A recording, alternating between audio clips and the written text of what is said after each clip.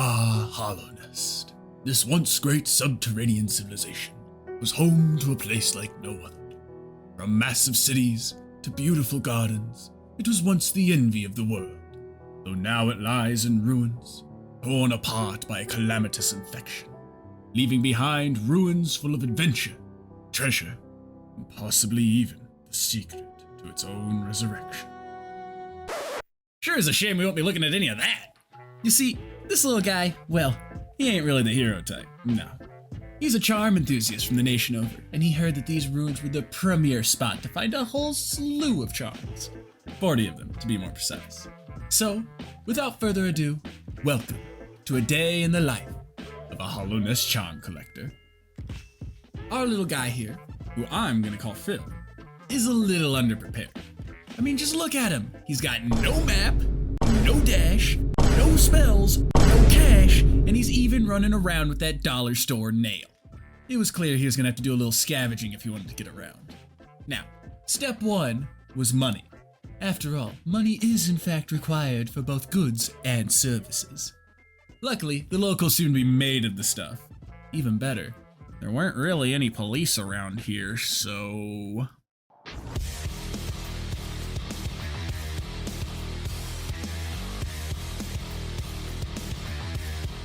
With a steady source of income in place, it was time to figure out this whole map thing. Phil figured it would be best if he went ahead and got his bearings before getting too far and...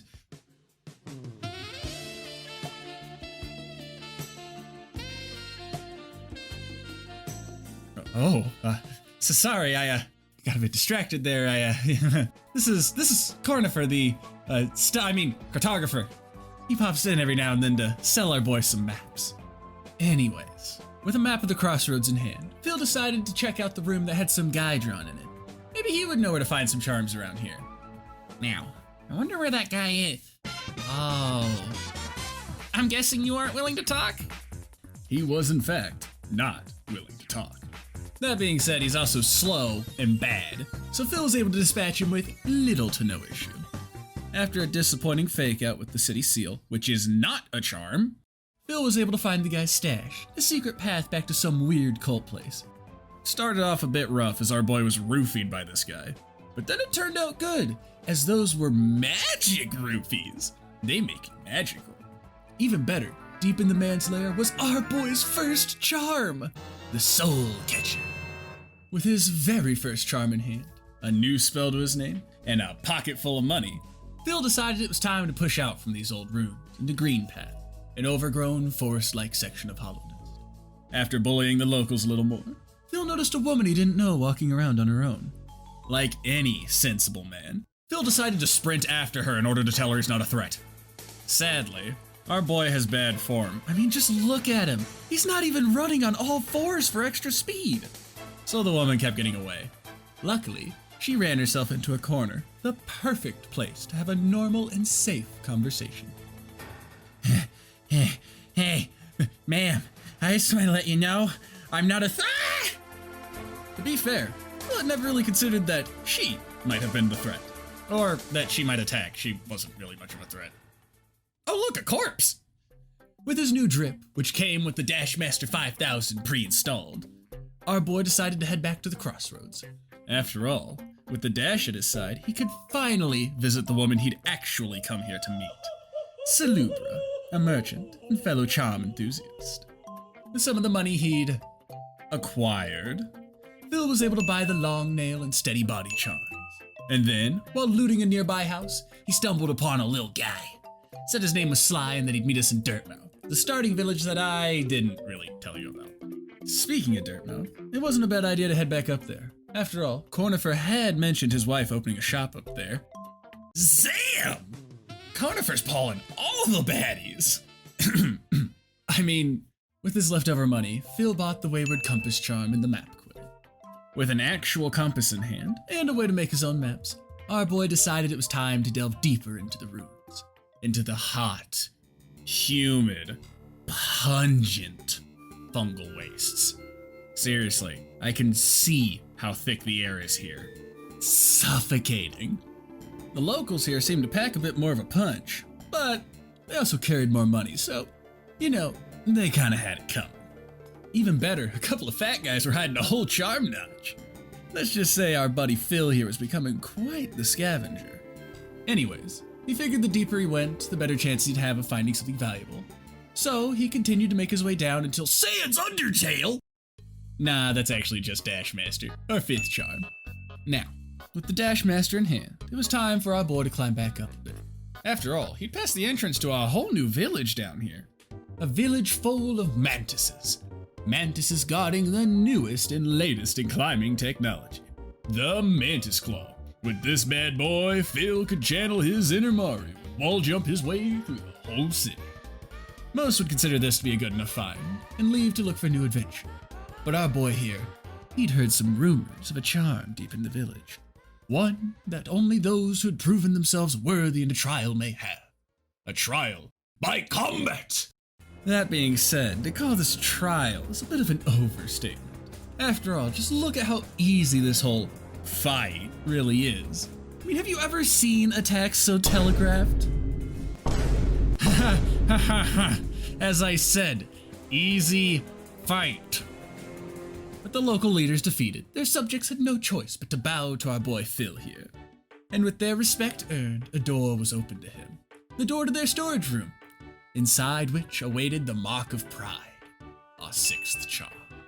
With the Mark of Pride gathered, it was time for Phil to move on to the once shining beacon of this old civilization, the City of Tears. He'd heard rumors of an old smith at the city's edge, one that specialized in the art of nailsmithing, and for the low price of $250 dues, Phil was able to get his dollar store nail upgraded to a solid Walmart brand quality. With a stronger weapon in hand and a newfound bluster in his heart, our boy ascended the city's tower, climbing all the way up into the bougie Soul Sanctum. Home to the old mages of the city, these now insane casters assaulted Phil upon his arrival. Which would have been fine, but they teleported around like little bitches. Get down here and fight me like a man! These weird sledge things are more honorable fighters than the very people that inhabit this godforsaken tower. Speaking of sledges, they just so happen to be guarding a charm. Spell Twister, to be more specific. With another charm down, Phil continued to rip and tear his way through the sanctum, until he'd made enough of a ruckus to alert the Big Daddy himself, the Master of Soul. You thought that last guy was a wimp? Huh, you ain't seen nothing yet. I mean, we got teleportations, we got rotating shields of magic, and we've got fake outs galore. I mean, this guy stinks. Luckily, Mama didn't raise no bitch, so Phil was able to very consistently close the gap between them, and with the master defeated, Phil went to claim his prize. And another fake out! Don't worry though, the dead man's death flails are rarely lethal. He was quickly put down. Speaking of being put down, Phil was able to learn how to bust it down. If it is the floor and busting down is breaking through with the spell. Anyways, with the money Phil had lawfully acquired from the Soul Sanctum, he ran back to Dirtmouth to buy a lantern and his 8th charm, the Gathering Swarm, along with a new charm notch from Salubra. With the more power in his arsenal, our boy figured it was time to do a little bit of mining. Or more, it was time to break into the Crystal Mines.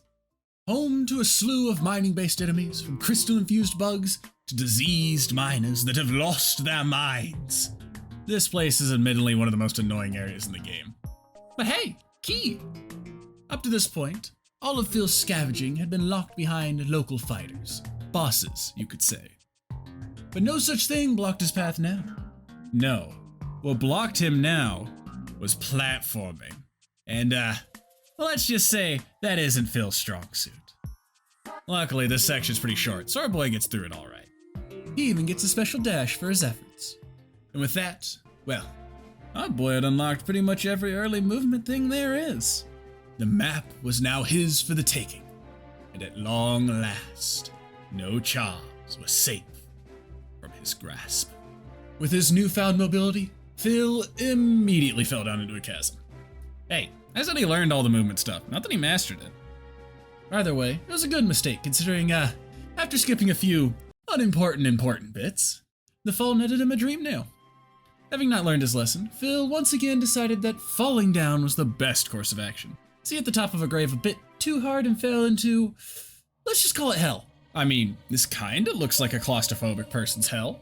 Still, our boy's unfathomable luck shined through again as he managed to find yet another charm deep in this lightless hellhole. The Soul Eater. This little trip into the underground was followed by a bit of a streak of easy charms. I mean, he found the Dream Shield just kinda sitting there. The glowing womb deep inside, well, a glowing womb. And the Grub Song from the Grub Father. A whole side thing that we'll talk about much, much later. Things were looking up for our little guy. I mean, only what, just 2 hours in, and he'd already found over a quarter of the charms. Pretty much no problems. Surely nothing coming up would cause him an embarrassing amount of trouble, right? I mean, he's just going into the sewers after all. Surely nothing ungodly annoying is down there, right? Let's just get this out of the way right now. The main boss of the sewers was not the problem. This dung-flinging, proud-shouting, armored ball of delight posed basically no threat to our boy. I mean, just look at him juggling the guy as if he's made of thin air. Now, getting the Defender's Crest was not the problem. The problem was deep below this boisterous insect, in the moist, larval wasteland of the junkyard. Maybe it was because the screaming larva that guarded the place put Phil on edge. Or maybe it was because he'd never been all that good at air control. But this thing, this fluke nest, proved to be one of the most grueling fights he'd ever endured. Wave after wave of fast-flying, screaming grubs flew out from the sack and assaulted him from every angle, whittling him down again and again as he fought the disgusting abomination. And with every failure, he had to endure the horrible trek back to that monster's children, just to face it once again. 4 times he was beaten back by the beast. It was only through unbridled aggression and pure mastery of his magic that our boy Phil was able to finally slay the unholy beast and claim its charm. On a serious note though, I found this fight embarrassingly difficult. Like, damn, it was bad. Anyways, with both the sewer devils slain and their charms claimed, Phil was able to make his way back up through the awful smelling tunnels into the city. He was able to sell all kinds of artifacts that he'd found during his travels to one of the only sane people left in the city, this historian. With the money he'd made from his sales, he went on a massive spending spree, buying up the vast majority of his vendor's charms. What's this? Yeah, I know. Oh, okay. Ladies and gentlemen, I have just been informed that with this shopping spree, Phil's officially gotten half of the charms he needs to complete his collection. Let us hear a big ol' round of applause.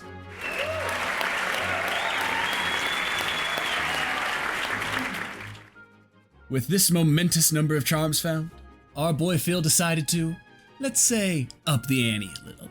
He decided it was time to descend even deeper down below the city, below even its waterways, down into the ancient basin. This nearly colorless void is home to chittering, spike-covered bug pits, and bile-spitting creatures born of nothing but emptiness and hatred.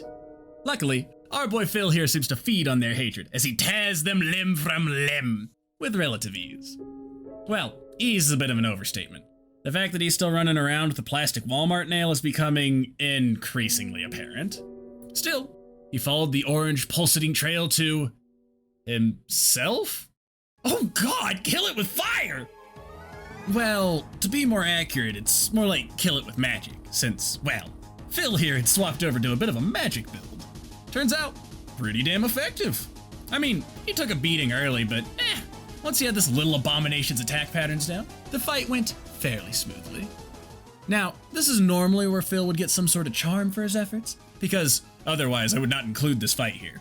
But, well, he actually got something a bit better. Wings. That's right. Our boy has grown into a butterfly of a man, gaining the ability to fly! Or, well, to double jump. Hey, that's still something. Anyways, after spending so much time in the monochrome hellscape of the basin, Phil decided to get some fresh air back in Greenpath, picking up a few charms that he couldn't quite reach before while he was there. And then he decided to get some much less fresh air in the fungal waste to grab yet another forgotten charm. And with that, Phil felt his eyes grow tired. He'd worked himself down to the bone over the last 4 hours, holding a breakneck pace as he sprinted from fight to fight. It was time for a well-deserved nap. So, this is where I, Felix Fighter, have to step in and say that this was the end of my first stream of this little challenge.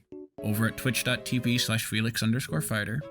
And, well, I kind of forgot to record stream 2 and the start of stream 3 through OBS, so for the next bit I've had to use the downloaded stream pod, meaning that my goofy ass face is going to be right here for this bit. Feel free to point and laugh since this was well before I made a proper overlay and was actively blocking the game. Also, while I've got you here, please, if you're enjoying, be sure to like and subscribe. It means a lot. Alright, I think that's everything. I'm gonna send you back to Phil now. Reinvigorated after his 2-day-long nap, Phil decided to go ahead and knock out a lot of the easy charms he'd overlooked during his initial crusade through Hollownest. He bought the 3 fragile charms from this guy that almost definitely eats babies, found the boulder shell behind these path-blocking goons, looted a corpse deep in a catacomb, and grabbed this little angry charm hidden in the area where he first started his journey. Oh, yeah, he also accepted a gift from an evil-looking clown, and that gift was a child, which gives a little more stock to the whole evil thing. Now, it may seem like I'm skipping through a lot of our little adventures, but to be honest, Hollownest kind of has a lot of charms that are just sitting on the ground or lying in some merchant store. And let's be honest, you don't want a play-by-play of every single mini-boss Phil fights. That'd get pretty old pretty quick. That being said, after a quick stop by the nailsmith for an upgrade, it was time for our little friend here to enter what is possibly the worst section of the entire map. Yes, my friends, it was time for Deepnest. The first thing Phil noticed when he entered Deepnest was the profound lack of music. It really brought out the chittering and burrowing noises that echoed through the whole place. And the second thing he noticed was how goddamn terrifying some of the enemies here are. I mean, we've got corpses exploding into even freakier shit than what they were before they died. Even worse, Cornifer barely filled out any of the map, meaning our boy was left running around in the dark for most of the time. This became all too apparent when Phil jumped down a chute, assuming he would fall into another room, just like with any other part of the map, and ended up falling down a deep shaft into an entire unmapped section of this horrific place. Luckily, it came with a hot spring, so silver linings. After a little bit of exploration and, putting the locals out of their misery, Phil stumbled across an old abandoned tramway, one that just so happened to have a lost tram pass within it. Hey, it's confirmed this kingdom had free public transport. Good for them.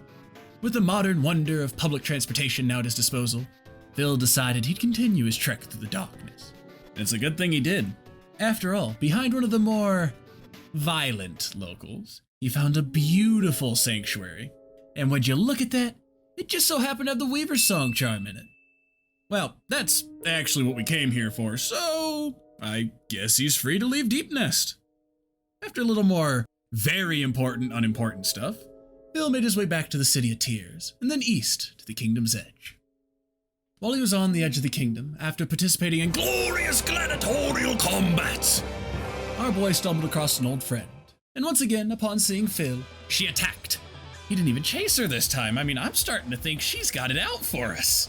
She definitely was trying a lot harder than she did last time. That being said, in the time since they last met, Phil has molded himself into quite a capable fighter, so she didn't really pose too much of a threat. With her out of his way, Phil was able to continue his exploration. I mean, just look at this cool cave she was guarding. Surely nothing bad will happen if he... Oh. Run! Run, Phil! Run for your life!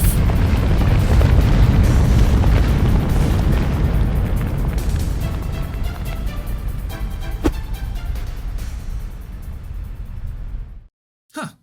I guess she doesn't want us dead.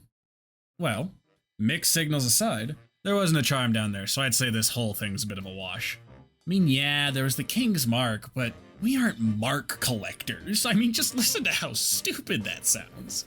Oh, also we stopped by Sly's store and he gave us the Nail Master's Glory for free because apparently he used to be a swordsman or something and he's just kind of passing it on.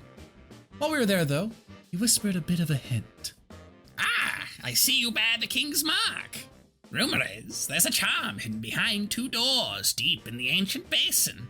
One opened by that very mark, and another by the very essence of life itself. Phil figured that despite this man being more than a little insane, he had nothing to lose in checking out his suggestions. So he went down into the basin, put on all the charms he knew of that gave him lifeblood, and headed down deep below. And what do you know? The crazy man was right. there was a door down there that glowed and crumbled as he approached it with the mark. Welcome, my friends, to the Abyss. Don't worry, though. We won't be spending too much time in here yet. After all, there's a second door we had to find. And by find, I mean fall down to, since it's not really hidden at all. Having heeded Sly's advice, Phil had converted most of his life into lifeblood, giving him a whole 16 lifeblood essence. Turns out that wasn't as overkill as he thought, since, well, it took 15 to open the door. Behind the door, there were spikes, and behind those spikes were more spikes. And Phil is very, very, very allergic to spikes, and also very, very, very uncoordinated. Luckily, he was allowed to keep all 16 of the lifeblood hearts going in, so he had plenty to use. Now, felt a little like he was planning to use every single one of them, but trust me, none of these hits were intentional. Either way, just as Sly had said, at the end of this tunnel, there was a charm, the lifeblood core. With his new charm in hand, Phil figured, why not explore the rest of the Abyss? After all, if anywhere was going to have some super rare hidden charm, it was going to be the Void. And what better way to explore than with a leap of faith? These all look really familiar. Just can't quite put my finger on it. Ah! A ghost!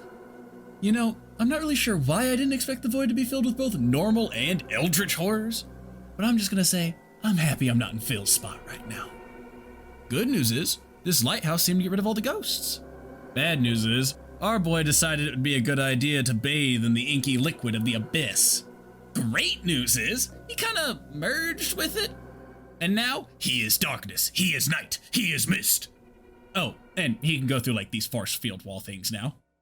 With his new ability to phase through walls, Phil made a quick jump back to Deep Nest to pass through one of those gates he'd found earlier. Turns out, the gate was put up for his safety, as on the other side was the nesting ground of immortal worms. Luckily, these worms seemed to have synced up their attacks to offset each other, allowing for some pretty easy traversal. Kinda dumb on their end, but hey, who's complaining? I mean, they had a whole ass charm in their nest. He also went ahead and did his good deed for the day and visited an old woman who gave him a charm for his time. With those two little errands out of the way, Phil decided it was finally time to try out those trams he'd discovered earlier. And it turns out, they led to a whole section of Kingdom's Edge that he'd never really seen before. Even better, because of his near schizophrenic obsession with hitting walls to see if the people were hiding in them, Phil was able to find a secret entrance to a great hive. Now, I gotta say, of all the places our boys visited so far, aesthetically, this hive is the coolest shit I've seen so far. That being said, I don't think he had as much fun with the locals. From gelatinous Joes summoning flying balls of hatred, to heat-seeking missiles, to double damage dealing big boys. This whole place seemed to really want his head. But they weren't the worst of it. No, you see, deep in the heart of the hive was their Hive Knight, the Knight of the Hive. I'll be honest, there's not really a good excuse for this fight. The guy doesn't really summon many friends, his attacks are pretty telegraphed, and he leaves small openings to heal. All he did was challenge our boy here to go band for band, and Phil lost. Unfortunately for the Hive Knight, Phil does not seem to understand the concept of dying, so he just came back and beat the bee's ass with an abundance of spells. Don't worry, it was justified. After all, this guy was withholding a charm the whole time. The Hive Blood. Now, as our boy makes his way to the Queen's Garden, I have to admit to a bit of a mistake. You see, just now while going through the notes for the script, I realized I kinda completely missed getting the Quick Slash charm. For this, I apologize profusely. Though, I must admit it wasn't really that exciting. It's kinda just hidden behind a wall, so you didn't miss much. Do not blame our precious boy, though, for my mistake. The fault is mine, and mine alone. Anyways, welcome to the Queen's Garden. It's like Green Path, just more green. And spiky. Phil figured that since this was one of the only places he hadn't explored yet, it's bound to have a charm somewhere in it. After a couple of tussles with the locals, he thought he found a charm, but it turned out to just be a key labeled the Love Key. Seemed weird, but he did remember rumors back home of a Tower of Love in the city that was quite popular before Hollownest's fall. Either way, potential brothels aside, Phil was starting to lose hope as he was slowly whittled down by the frankly annoying parkour required to explore this place. But just as he was about to give up, he found himself locked within a battle arena. He wasn't all too surprised or worried when the door shut. I mean, after all, battle arenas were pretty common across the land. But to his surprise, he was ganked by a friendly face. The masked woman helped him fight back the oncoming horde, until a deep rumbling filled the arena. It was time to fight the Alpha! Being the Alpha, this guy hit for double damage. Luckily though, for the most part, he can be kited. That being said, Phil quickly realized how impossible this fight would have been without his Shadow Dash. I mean, how is he supposed to avoid this wave without it? Normal Dash would have just smacked into it.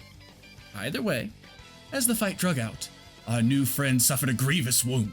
But she ate that shit like a champ, and went out with the sickest kill trait of the century. That being said, she is like dead. Well, Phil didn't know her, so he moved on without much of a thought. He quickly found what that Alpha had been guarding, a deep hole of a prison, the giant woman tied up at its bottom. Curious, she looked at Phil, and with an understanding, she handed him a broken shard, half of the King Soul charm. And with that, it was once again time for a bit of a nap. Walking into his third, expedition, Phil had a quick errand he wanted to run. You see, while he was sleeping, in a dream, he remembered the words of his father. "Aye, dumbass, don't forget to check the walls in the crystal mines." Following his father's advice, he went ahead and started smacking walls, and to his surprise, he pretty quickly found that one of them gave way under his force. He walked through the new opening to see parkour. I'll be honest with you, our boy ain't got any better at this shit. Luckily, he kinda had enough health to just tank his way through this hellhole, and at the center of the crystalline cavern was the last of the normal charms, the deep focus. Now, notice how I said that was the last of the normal charms? Well, obviously that half one from earlier is something special, but that'd still only be 39 out of 40. Well, I haven't really been showing it, but throughout his expedition, Phil here has been saving these little grubbies. By freeing them, he allows them to return to their father, and in turn, the grub father rewards Phil handsomely. In fact, I even showed one of these rewards earlier in the grub song charm. Well, our friend here has a second charm to give, the Grubberfly's Elegy. Now, in order to get this charm, our boy has to free 46 grubs. And you probably guessed it, there's only 46 grubs. Normally, this would be horrible, as some of these guys have been pretty well hidden, and they are spread all across the map. But there's an alternative for our dear friend. You see, recently, as I mentioned, he stumbled upon the Love Key. Well, our culprit, the man who kidnapped these grubs in the first place, just so happens to live in the Tower of Love. And rumor is, he's kept a map of all the grubs he's hidden across Hollownest. With that map, tracking down these boys would be a piece of cake. Sadly, Phil's a bit geographically challenged, and it took him a good 25 minutes of stumbling around the City of Tears to find the place. Hell, he even completed more of those important unimportant events by climbing the wrong tower. But he was eventually able to find the door. As he climbed the tower, Phil couldn't help but feel a shiver in his spine as he passed the jars. I don't know how Phil knew the man he'd fighting would be scrungly, but something about a man named the Collector that collected people in jars screamed that he would be scrungly. Anyways, the Collector dished out a pretty hefty amount of damage, but our boy Phil's a battle-hardened warrior at this point, and his mastery of magic proved more than enough to dispatch this man. In other words, spell spam, spell spam, spell spam. With the Collector dealt with, Phil was able to free his 3 personal grubs and collect his map. It was at this point I realized just how close Phil was to already finding them all.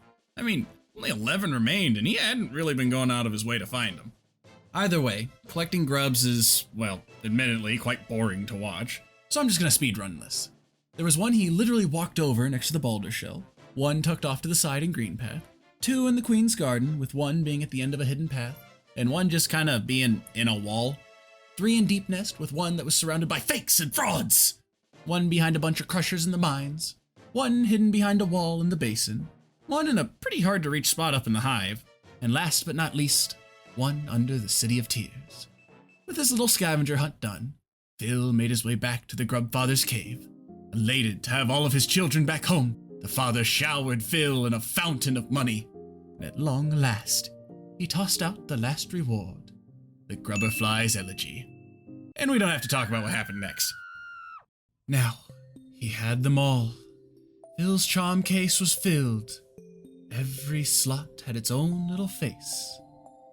Well, All but one. That half piece was burning a hole in his pocket. A hole that he had to fill. But where was the other half to his charm? Well, to be honest, that's a bit complicated of a question to answer. You see, I think technically it's in the past. Look, I'm no expert on Hollow Knight lore, and, well, Phil here, he ain't the sharpest cookie in the washing machine, so we're just gonna say it's in the past, because, like, we're kinda going into this corpse's memories, I think, with the dream nail. To be fair, Phil kinda ended his memories early, considering he killed the guy shortly after entering, but, By the way, I've just gotta say, this place is beautiful. Weird and not really grounded, but still beautiful. After the fight, though, Bill found a little lantern with a lever to turn it on, which for some reason opened the door to an elevator. But hey, he ain't complaining. At the top of the elevator, he found a convenient bench, and people that bowed to him, which was weird. Not as weird, though, as these buzzsaws. Welcome, my friends, to my nightmare. A question came to Phil's mind as he found himself running through a gauntlet of spinning saws and floating platforms. Why are there buzzsaws? Oh, but that's not it. You see, unlike anything else Phil had come across, these buzzsaws seem to be warded against the magics of the void, which is to say he can't shade dash through them. So he died. With his mistakes, though, he learned. But he didn't learn enough. Don't worry, third time's the charm, as they say. And with another lantern lit, we went back to the next elevator and, oh, it appears there are 2 lanterns to light. Well, I mean, there was another path off to the right. Maybe there's a fight for that one, like the one downstairs, and... Luckily, this second path was a little easier than the first one, and though our boy struggled at times, he was able to just eke his way through on a single life. Barely. But hey, barely living ain't dying. Little did he know, though, that these 2 paths were just the appetizer for what was to come. You know it's not a good sign when our boy dies on his way up the corridor that leads to the bench before the section. You know, I kind of talked about how platforming's not been Phil's strongest suit. Well, this whole section puts that all on display. It was long, and I mean long, with no checkpoints, no shrines for healing, very few safe spaces to stand, and each individual section could take multiple attempts to get down. It got bad. I mean, the part our boy struggled with the most was the second to last obstacle. It was like a 2-minute trek to get back, with so many places to lose health along the way to it. I mean, it took Phil 10 lives to get to the lantern. But wait, it's not even the lantern. No, it's just a lever to open the door for if you die and have to come back. In fact, I lied earlier when I said the spike section was the second to last. It was the second to last to this gate. All that aside, our boy, our beautiful, huge-brained boy, found himself a bit of a bug. You see, this guy here is immortal, and he gives a little bit of soul on hit. So, if, say, someone were to stand under him spamming attacks, they could pretty easily get themselves back to full HP and soul if they wanted. With what was effectively a makeshift checkpoint found, Phil went on with a newfound confidence, and though he had to drop back down a few times to heal up as he got his footing in the last leg, Phil was able to fly to the top of the White Palace. That's this place's name, by the way. And at the top, he found the Pale King. And after beating that boy's ass, he finally found it, the other half. At last, his collection was complete. The King's soul charm in hand, he returned to the crossroads. After all, what kind of collector would he be if he did not share his findings with his fellow charm enthusiasts?